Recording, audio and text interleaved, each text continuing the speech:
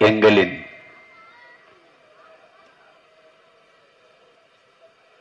அன்பின் மூத்தவர்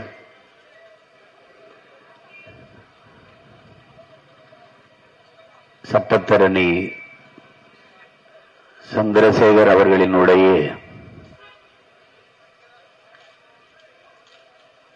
முதலாம் ஆண்டு நினைவை போற்றுகிற இந்நாளில்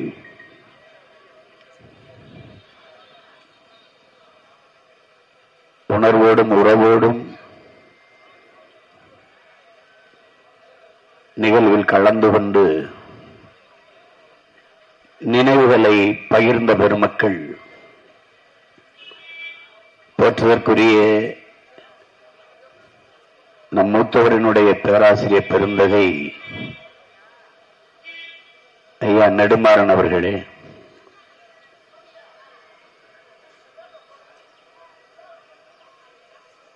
அண்ணனுடைய அருமை நண்பர், உடன்படித்த உறவு தோழர் அசரப்பவர்களே,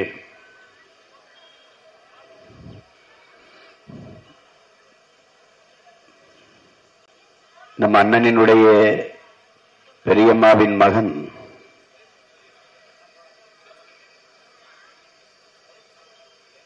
அவருடைய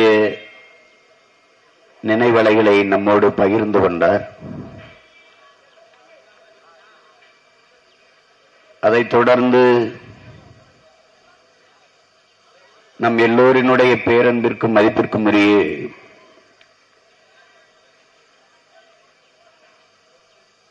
நாடாளுமன்ற உறுப்பினர் எனது அன்பு உறவு ஸ்ரீதரன் அவர்கள் நம்முடைய அண்ணனுக்கும் அவருக்கும் இருந்த உறவின் நெருக்கத்தை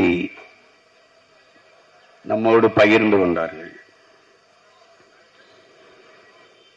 அவர்கள் அனைவருக்கும் என்னுடைய அன்பும் வணக்கமும். இங்கே வெவ்வேறு பகுதிகளிலிருந்து நம் மூத்தவரின் மீது இருக்கிற பாச பிணைப்பில்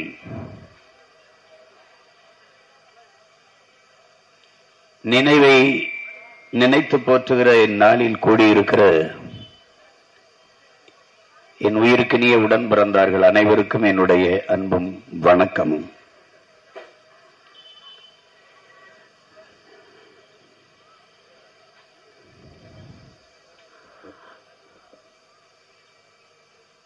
ஒரு மனிதன்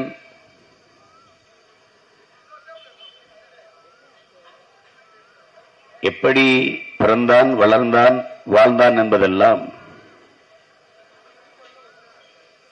நம்முடைய வள்ளுவ பெருமானார் தந்தருளிய மறைமொழியில் வையத்துள் வாழ்வாங்கு வாழ்பவன் வானுரையும் தெய்வத்தில் வைக்கப்படும் என்ற குறள் மொழிக்கேற்ப இங்கே ஒரு மனிதனுடைய மரணத்திற்கு பிறகு நினைத்துக் கொள்ள, பேசி பகிர, அவருடைய சிறப்புகளை எடுத்துச் சொல்ல ஏதாவது நிகழ்வுகள், செய்திகள் அது விட்டு செல்லப்பட்டால் அதுதான் வாழ்க்கை.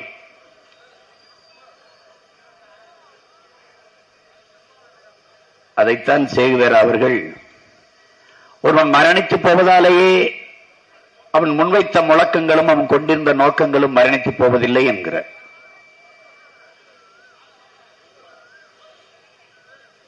இன்று மட்டுமல்ல, ஒவ்வொரு நாளும் கூடி நாம் எம் மூத்தவருடைய அவர் இந்த மண்ணுக்கு மக்களுக்கு செய்த சேவைகளை, ஆற்றிய அரும்பணியை போற்றி பகிர்ந்து கொள்ள எண்ணற்ற செய்திகளை நம்மோடு விட்டு சென்ற ஒரு அர்த்தமுள்ள வாழ்க்கை வாழ்ந்த பெருந்தகைதான் நம்முடைய அன்பின் மூத்தவர்.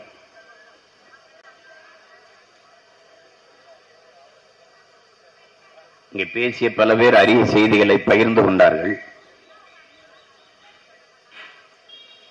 இன்றைக்கு நாம் வந்த பிறகு தலைவரை ஒரு பயங்கரவாதி, தீவிரவாதி, பிரிவினைவாதி என்று பார்க்கிற போக்கு மாறி இருக்கிறது. ஆனால் இன்றும் பல நெருக்கடிகள் இருக்கிறது. அதை நாம் உடைத்து தகர்த்து முன்னேறி கொண்டு போகிறோம். ஆனால் அன்றைக்கு ஐயா ராஜீவ்காந்தி அவர்களுடைய படுகொலை நிகழ்ந்த அந்த இறுக்கமான நேரத்தில் அந்த வழக்கை எடுத்து நடத்துவது என்பது வரலாற்றில் பெரிய ஒரு புரட்சிகர செயல் என்றுதான் சொல்லணும். ஒரு இளம் வயதில் ஒரு 26 வயது இளைஞன் துணிந்து அந்த வழக்கை நான் எடுத்து நடத்துகிறேன் என்று செய்வது என்பது சாத்தியமில்லை. மாமேதை மார்க்ஸ் சொன்னது போல எது ஒன்றையும் சந்தேகி என்கிறான் மார்க்ஸ். அப்படி எது ஒன்றையும் சந்தேகிப்பவர் நம்முடைய தலைவர். உளவுத்துறையாக இருந்தாலும் அதற்கு மேல் ஒரு உளவுத்துறையை போட்டு அதை கண்காணிக்கக்கூடிய ஒரு கணிப்பாளர், ஒரு ஆற்றலாளர் நம்முடைய தலைவர்.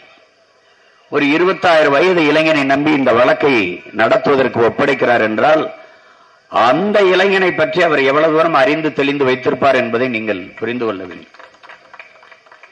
சாதாரண ஒப்படைக்க மாட்டார். ஆனால் கடைசி வரை அவருடைய நம்பிக்கைக்கு ஒரு துளியும் பிசகாமல் உறுதியாக நின்று போராடியவர் நம்முடைய அன்பின் மூத்தவர் சந்திரசேகர் அவர்கள். யாரும் மறுக்க முடியாது.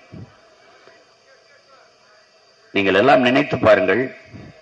அவருக்கு இருக்கிற சட்ட புலமை, வாதங்களை எடுத்து வைக்கிற ஆளுமை, இந்த இடத்தில் இந்த தடத்தில் அவர் நிற்கவில்லை என்றால் தலை சிறந்த இந்திய நீதிபதிகளில் ஒருவராக நம்முடைய மூத்தவர் இருந்திருப்பார் என்பதில் யாருக்கும் மாற்று கருத்து இருக்க முடியாது.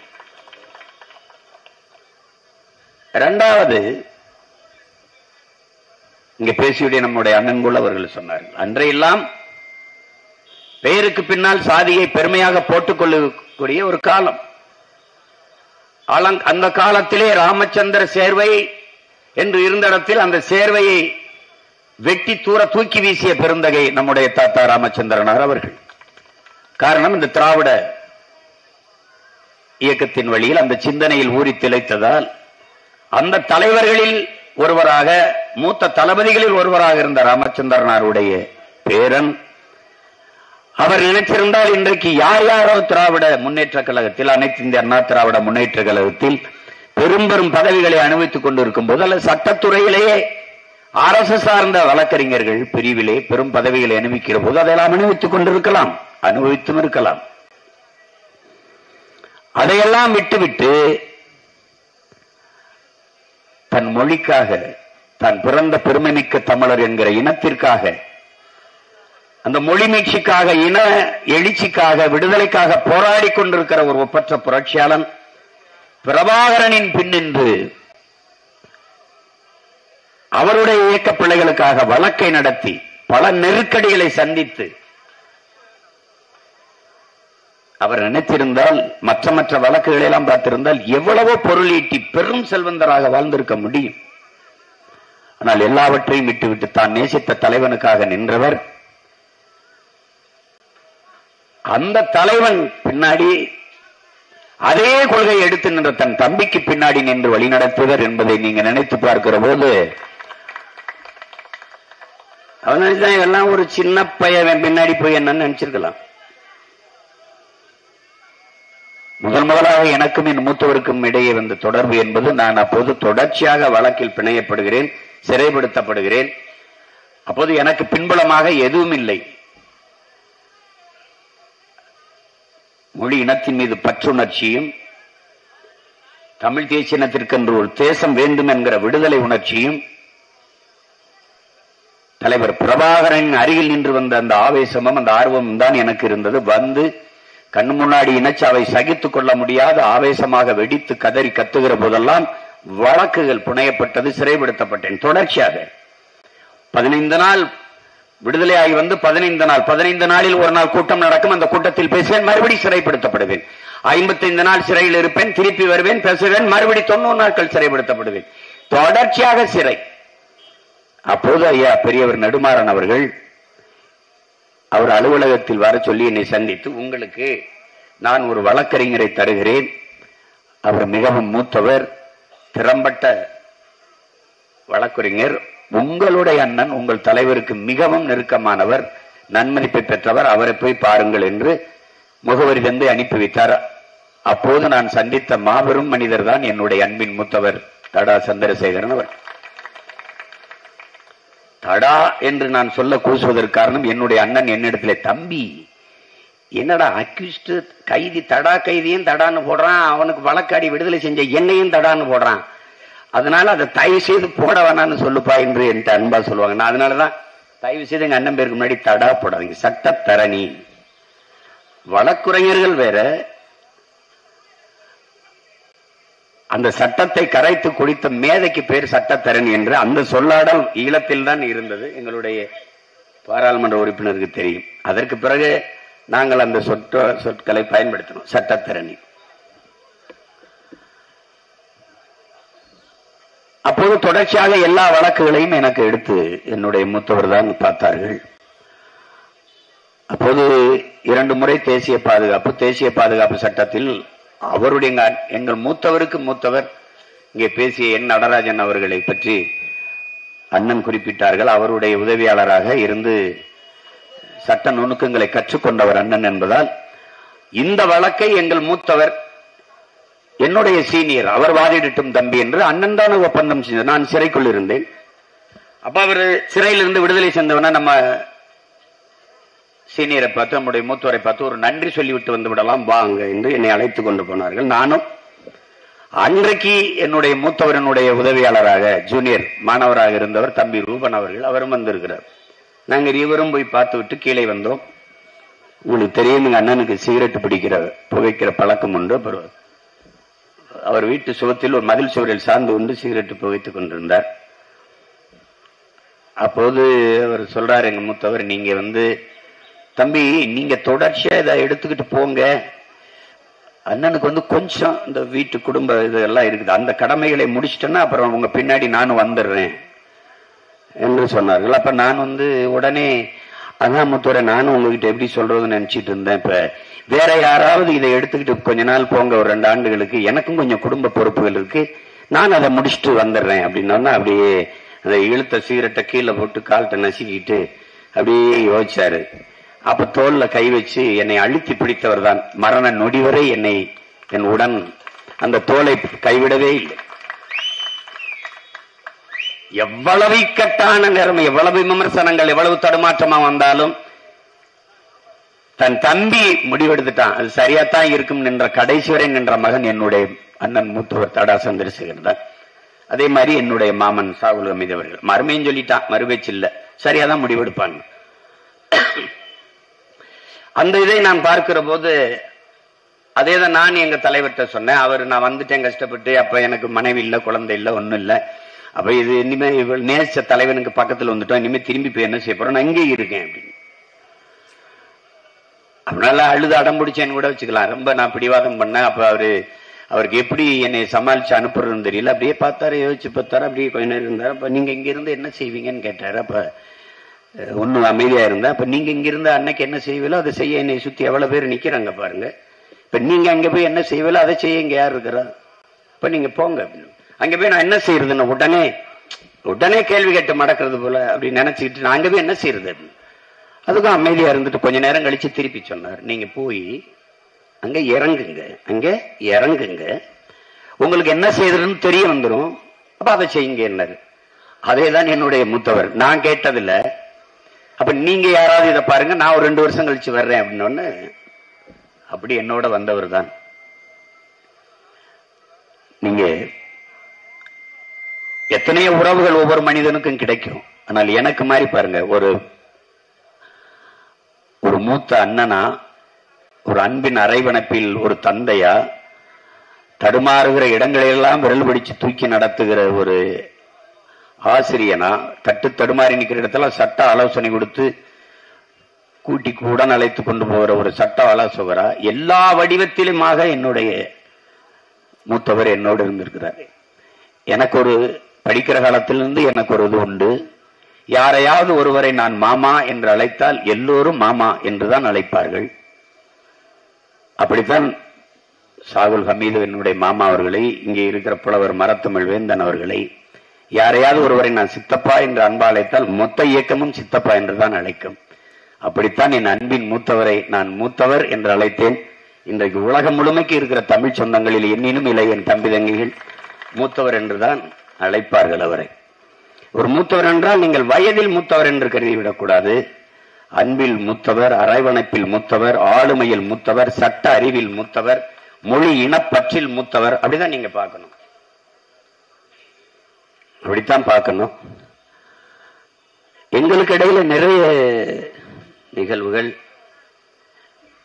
தனிப்பட்ட என் வாழ்க்கையில எனக்காக என்னுடைய அன்பு மனைவி கயலை பெண்ணு கேட்டு போனது 2 பேர். ஒருவர் என்னுடைய அப்பா மணிவண்ணன், இன்னொருவர் என்னுடைய அண்ணன் மூத்தவர் சந்திரசேகர் அவர்கள். அவர் முன்னின்று எனக்கு திருமணத்தை நடத்தி வைத்தார். அதே போல எல்லா காலகட்டங்களிலும் எனக்கு என்னுடைய வெளிநாட்டு பயணங்களிலெல்லாம் என்னோடு தொடர்ந்து என் மூத்தவர் வந்திருக்கிறார்கள். அதிலே கடைசியா நான் பயணம் செய்தது அந்த வெளிநாட்டுக்கு. அதுக்கப்புறம் என்னுடைய கடவுச்சீட்டு முடக்கப்பட்டுருச்சு. நானும் எங்கள் மூத்தவரும் பயணம் பண்ணோம். அப்ப நாங்க ஐநாவுக்கு தான் போனோம் 2 பேரும். ஆனால் அங்கிருந்து 3 நாள் பயணத்துல எல்லா நாடுகளுக்கும் மயில் உந்து வழியே, கார் வழியே பயணம் பண்ணோம். பிரான்ஸ், ஜெர்மனி, டென்மார்க், எல்லா நாடு. அப்ப அந்த குளிர், அந்த சூழல் எங்கள் மூத்தவருக்கு இப்ப ஒத்துக்கல. பின் இருக்கையில படுத்துருவாங்க. ஓட்டுநர் நான் முன்னாடி இருப்போம், 2 படுத்துருவாங்க, தூங்கிட்டு வருவாங்க. கொஞ்ச நேரம் கழிச்சு முழிச்சு பார்ப்பாங்க. நாங்க இங்கிருந்து ரொம்ப தூரம் 1100 கிலோமீட்டர் இப்படி ஓடுவோம். அப்ப எந்திரிச்சு, தம்பி தம்பி அண்ணனுக்கு இது சரியா வருமா, என்ன ஏதாவது ஒரு நாட்டில் விட்டுட்டு நீ மட்டும் போக கூடாதா அப்படின்னு சொல்லிட்டு கொஞ்ச நேரம் படுத்துருவாங்க. கொஞ்ச நேரம் கழிச்சு, தம்பி your role is very tough, அதாவது தலைவரா இருக்கிறது அவ்வளவு கடினமா இருக்குது என்று. அதுல இன்னொரு வார்த்தை சொல்லுவாங்க, தலைவரா இருக்கிறது கடினம், குறிப்பா தமிழனுக்கு தலைவனா இருக்கிறது ரொம்ப கடினம் என்று.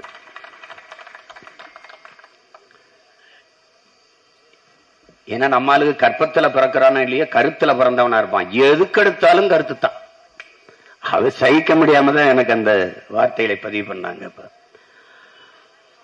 அப்படி பல முறை எங்கள் தலைவர் எங்க அண்ணன் மேல எவ்வளவு பேரன்பு வைத்திருக்கிறார் என்பதற்கு சான்று. நாட்டுக்குள் இயக்கத்துக்குள் யாரும் புகைக்க கூடாது.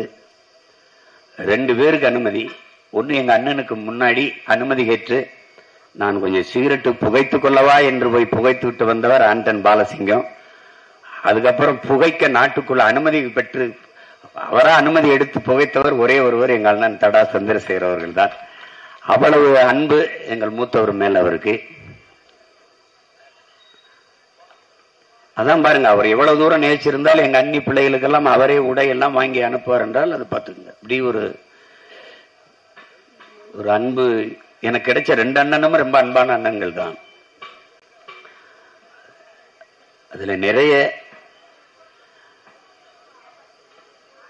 அவருடைய பேராசிரியர் நெடுமாறன் சொல்றாங்க, அவன் ஓப்பனிங் பேட்ஸ்மேன் பிரமாதமா ஆடுவான்ட்டு. உங்களுக்கு தெரியாது, 2016 தேர்தலில் போட்டி போடுறதுன்னு முடிவெடுத்துட்டோம். அப்ப வேளச்சேரியில யாரு போட்டி போடுறதுன்னா நான் எங்க மூத்தவர் போட்டி போடட்டும்னு நினைக்கிறேன். அவங்க சொல்றாங்க, தம்பி நான் யாராவது வேற யாரையா நிறுத்தணும். அப்ப நான் சொல்றேன், மூத்தவங்க இது ஒரு கிரிக்கெட் போட்டி மாதிரி தான். பின்னாடி வர்ற பேட்ஸ்மேன் எப்படி வேணாலும் ஆடலாம்.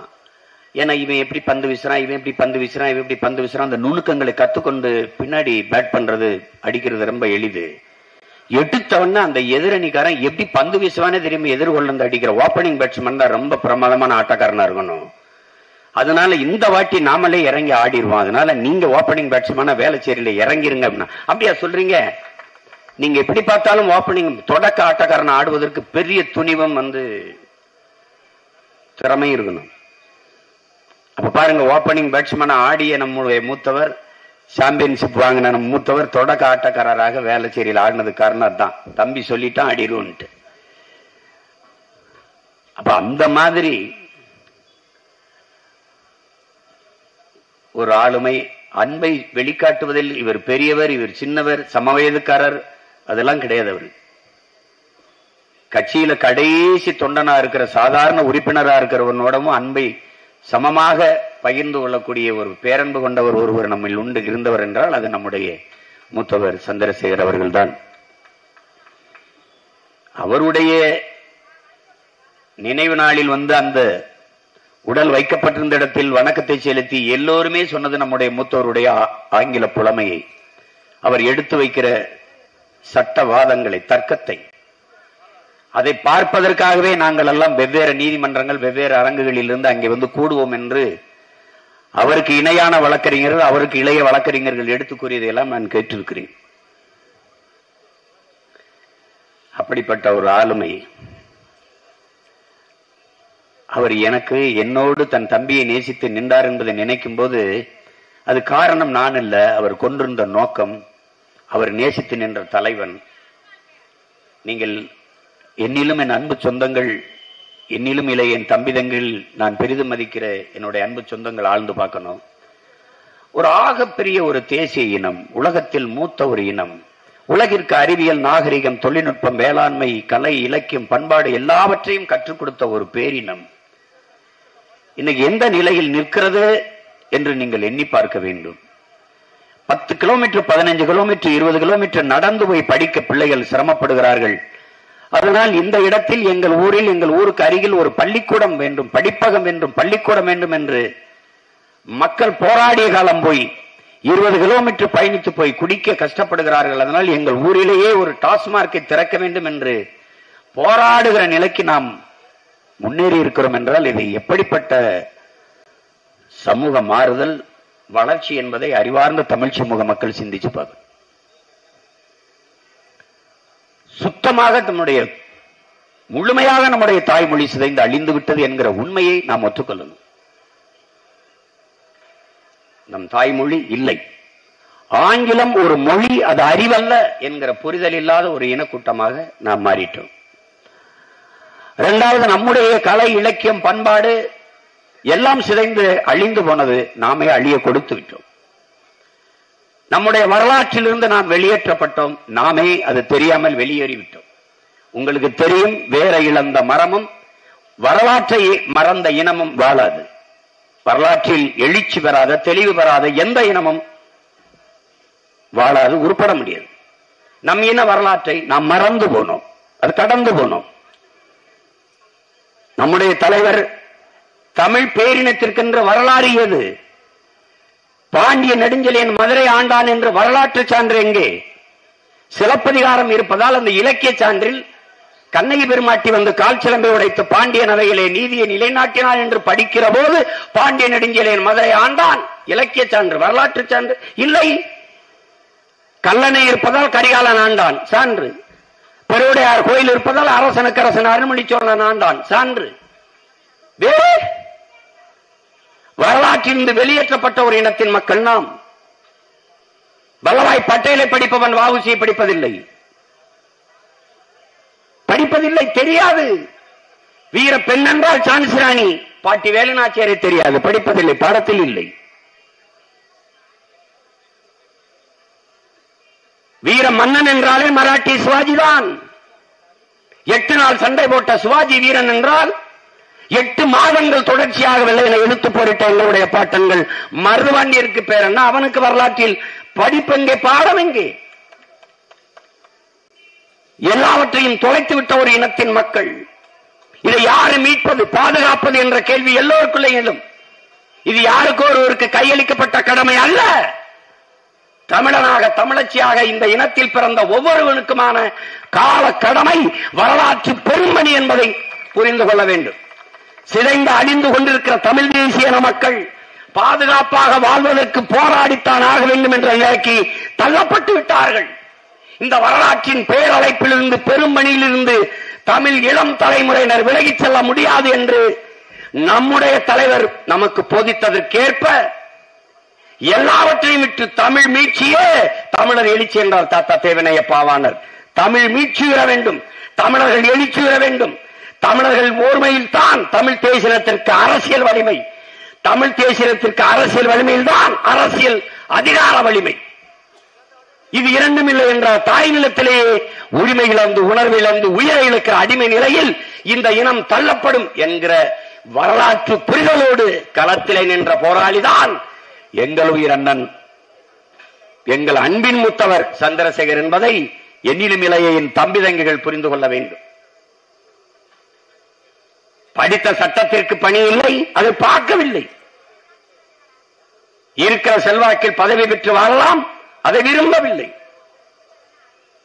இன்று வரை போராடி கொண்டிருக்கிறது. எந்த பதவியும் பெறவில்லை. வார்டு கவுன்சிலர் கூட வெல்லாத கட்சியை வழிநடத்தி பொதுச் செயலாளர் நின்று கொண்டு போனான் என்றால், நாட்டின் விடுதலை பெற்ற பிறகு சுதந்திர தின உரையிலே அடிமைப்பட்டு கிடக்கிற போது பண்டிட் ஜவஹர்லால் நேரு அவர்கள் பேசியது பெருமக்களே, என்றாவது ஒரு நாள் தோற்கப் போகிற ஒரு கோட்பாட்டை ஏற்று அதன் வெற்றிக்கு இன்று நான் போராடுவதை விட, என்றாவது ஒரு நாள் வெல்லப் போகிற ஒரு கோட்பாட்டை ஏற்று அதற்காக போராடி உழைத்து நான் தோற்றுப்போவதையே மேன்மையாக கருதுகிறேன் என்ற உங்கள் முன்னால் நிற்கிற இந்த பிள்ளைகள் தற்காலிக தோல்விக்காக நிரந்தர வெற்றி இழக்க தயாராக இல்லை. அதனால்தான் இந்த தோல்வியவே நாங்கள் தோல்வியாக இல்லாமல் பயிற்சி களமாக மாற்றிக்கொண்டு முன்னேறி போகிறோம். தோல்வியே சொல்லுகிறது, என்னை தொட்டுவிட்டு சென்றவன் தோற்றதாக வரலாற்றில் செய்தி இல்லை என்று. வெற்றிக்கு ஒரு தாய் உண்டு, அது தோல்விதான். எளிதாக வென்றவனின் இதயம் மலரினும் எளிதாக இருக்கும். தொடர்ச்சியாக தோற்று தோற்று வெற்றியை தொட்டவனின் இதயம் இரும்பினும் கடினமாக இருக்கும். அப்படி இரும்பினும் கடினமான உறுதியான இதயத்தை கொண்ட பிள்ளைகள் தான் பிரபாகரனின் பிள்ளைகள். மூத்தவர் சந்திரசேகரின் தம்பி தங்கைகள் இந்த களத்தில் நிற்கிறோம்.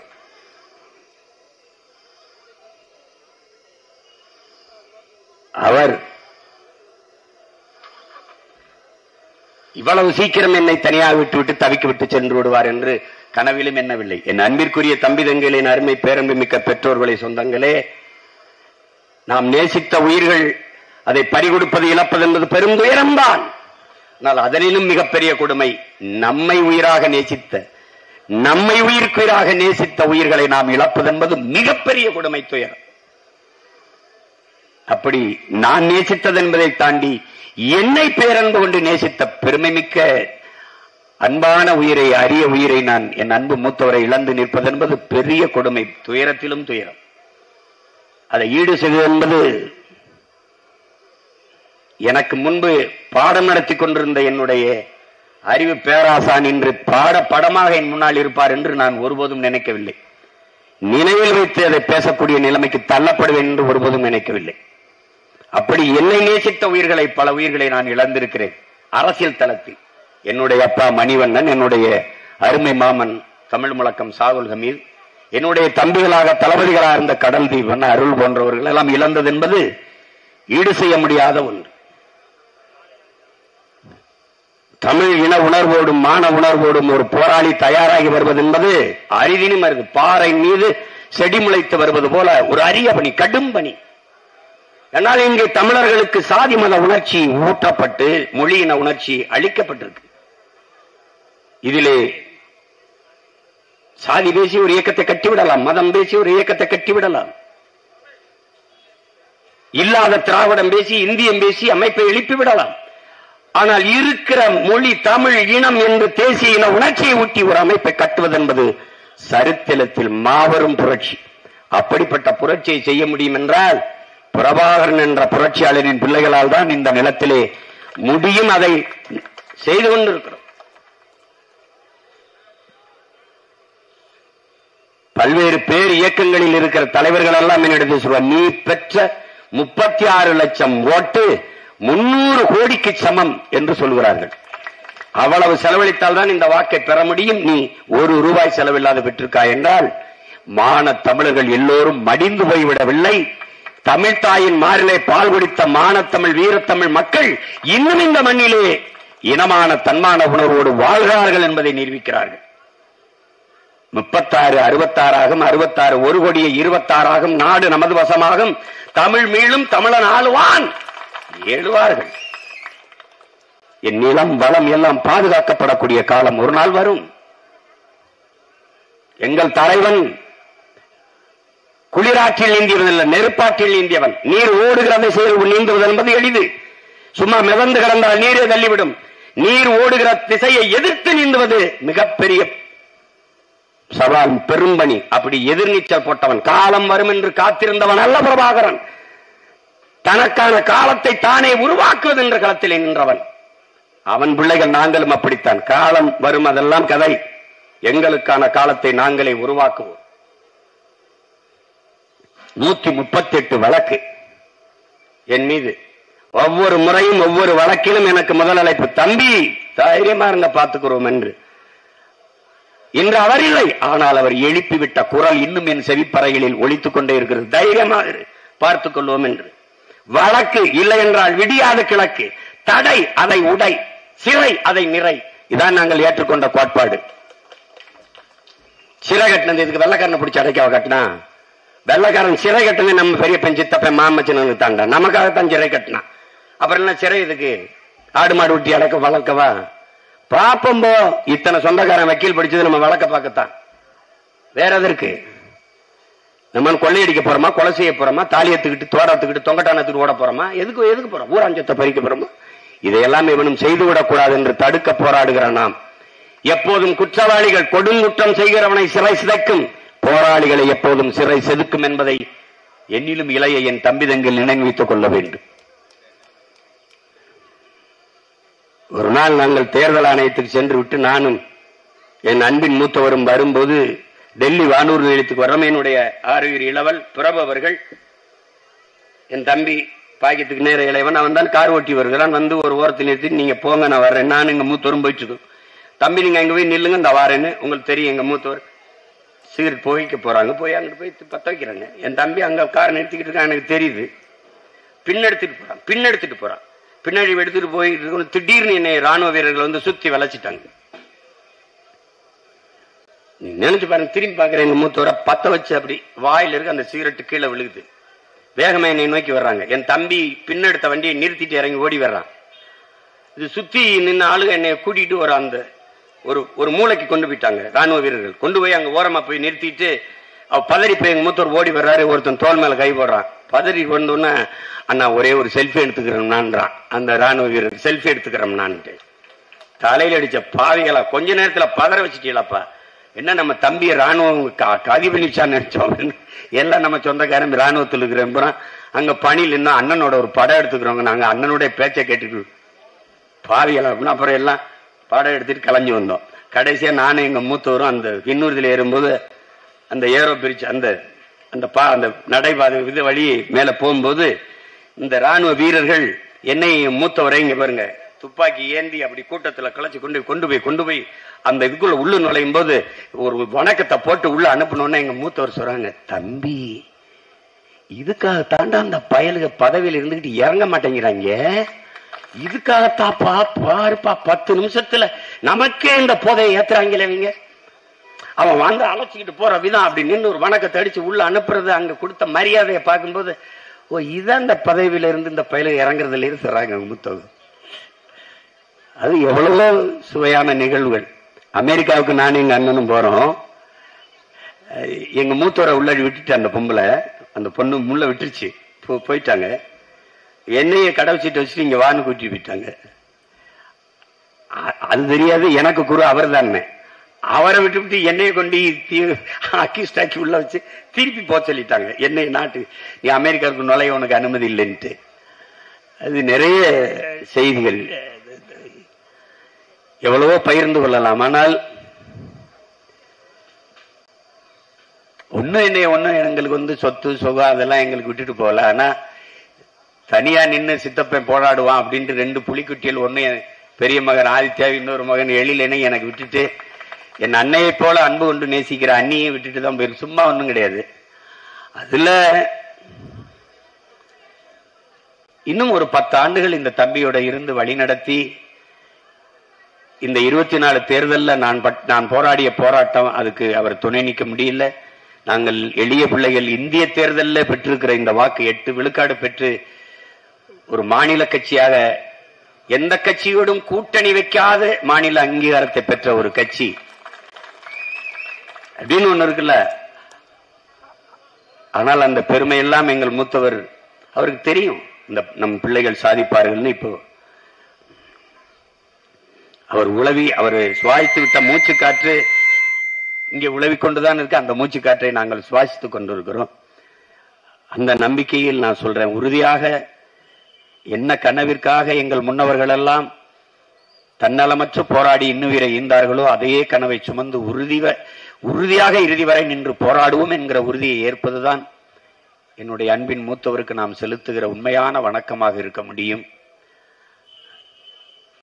இன்னைக்கு அரிதினும் அரிதான ஒரு தமிழ் ஆளுமை, ஒரு எளிய பின்புலத்திலிருந்து இந்த மண்ணிலிருந்து போய் இன்னைக்கு இவ்வளவு தூரம் வந்து சாதித்து நிற்கிற ஒரு சட்ட ஆளுமை, எவ்வளவோ ஒரு அரசியல் பின்புலம் கொண்ட ஒரு குடும்பத்தில் பிறந்தாலும் அதில் எந்த பதவிக்கும் அற்பத்தனமாக ஆசைப்படாமல் அன்னை தமிழினத்தின் மீட்சி எழுச்சி அதனுடைய விடுதலை, இன்னைக்கு நாம விடுதலை புலிகளை ஆதரிக்கிறோம், நாம வந்து தகர்த்துட்டோம். அரசியலா எந்த தலைவனை தீவிரவாதி என்று சொன்னார்களோ அதே தலைவனையே தலைவனாக வைத்து, எந்த கொடியை இறக்கினார்களோ அதே கொடியை கொடியாக ஏற்றி, இன்னைக்கு அதே தேர்தல் ஆணையத்தில் அங்கீகாரம் பெற்று தெருவில் நின்று நாம் போராடுகிறோம் என்றால், ஒவ்வொரு மேடையிலும் தமிழ்தாய் வாழ்க, தலைவர் பிரபாகரன் வாழ்க என்று முழக்கமிடுகிறோம் என்றால், அதற்கான கதவை திறந்துவிட்ட பெருந்தகைகளில் ஒருவர் நம்முடைய மூத்தவர் தடா சந்திரசேகர் என்பதை யாரும் மறக்க முடியாது. சட்டப்படி நமக்கு எல்லா பாதுகாப்பையும் பெற்று தந்த பெருந்தகை என்னுடைய அன்பின் மூத்தவர். இன்று மட்டுமல்ல, ஒவ்வொரு நாளும் நினைவில் வைத்து போற்றத்தக்க ஒரு பெருமகன் என்னுடைய அன்பின் மூத்தவர் சந்திரசேகர் அவர்கள். அதில் என் அன்பு பிள்ளைகள் 2 பேருக்கும், என்னுடைய மகன் ஆதித்யாவுக்கும் சுனிலுக்கும் சொல்லுவேன், உங்களுக்கு எந்த சூழ்நிலையிலும் உங்களுக்கு உங்க சித்தப்பா உங்கள் அருகிலேயே நிற்பேன். நீங்க எவ்வளவு உயரத்திற்கு வர முயன்றாலும் உங்களை தோளுக்கு மேல் தூக்கி சுமக்க 2 தோள்கள் இருக்கு என்கிற நம்பிக்கையோடு நீங்கள் இருங்கள். நாம் உறுதியாக வெல்லுவோம், உறுதியாக வெல்லுவோம். என்றென்றால் உங்களுக்கு தெரியும், அடிபட்ட புலியும் அடிமைப்பட்ட இனமும் எழுச்சியுறும்போது எதிரே எவரும் நிற்க முடியாது. நான் அடிமைப்படுத்தப்பட்ட இனத்தின் பிள்ளைகள் மட்டுமல்ல, அடிபட்ட புலியும் கூட எவ்வளவு தூரம் பாய்வோம் என்பதை எவராலும் கணிக்க முடியாது. உறுதியாக பாய்வோம். 26 களம் நம்மிது, நிலம் நம்மிது, நாடும் ஆட்சியும் அதிகாரமும் நமது. உறுதியாக இந்த நாடும் மக்களும் நல்வாழ்வு வாழ நம்முடைய அன்பின் மூத்தவர் சட்டத்தரணி சந்திரசேகர் மீது உறுதியேற்போம். தன்னலமற்று இங்கே பேசிய நம்முடைய பொருளாளர் ஐயா மருத்துவர் பாரதி செல்வன் குறிப்பிட்டது போல, தன் முனைப்பு, தன்னை நிறுத்தாது பிறந்த மண்ணை முன்னிறுத்தி போராடுகிற ஒரு போராளிகளாக நாம் ஒவ்வொருவரும் மாறுவோம். நிலவின் வெளிச்சத்தை சிறிய மெழுகுவர்த்தியின் வெளிச்சம் உள்நுழை விடாது தடுப்பது போல, இந்த அகந்தை என்கிற அற்ப உணர்ச்சி இருக்குல்ல, அகந்தை என்கிற அற்ப உணர்ச்சி தான் மனிதனுடைய அளப்பெரிய அருமைகள், பேரன்பு, தன்னலமற்ற பொதுநலம், இப்படி உயர்ந்த குணங்களை உள்நுழைய விடாமல் தடுக்கிறது. அதையெல்லாம் தவிர்த்து தான்மையை கைவிட்டு தான் பிறந்த மண்ணையும் இனத்தையும் முன்னிறுத்தி போராடுகிற புரட்சிகர போராளிகளாக நாம் ஒவ்வொருவரும் மாறுவோம் என்கிற உறுதியை நம்முடைய அன்பின் மூத்தவருடைய நினைவை போற்றுகிற இந்நொடியில் ஏற்போம். அவருடைய கனவை சுமப்போம், வென்று முடிப்போம். என்னுடைய அன்பின் மூத்தவருக்கு என்னுடைய புரட்சி வணக்கத்தை, என்னுடைய புகழ் வணக்கத்தை செலுத்துகிறேன். உங்கள் எல்லோருக்கும் என்னுடைய அன்பும் வணக்கமும். இந்த என் அண்ணனின் இந்த நினைவை போற்றுகிற நாளில் வெகு தூரம் வந்து பயணித்து வந்து பங்கேற்ற உங்கள் அனைவருக்கும் என்னுடைய அன்பும் நன்றியும் வணக்கம்.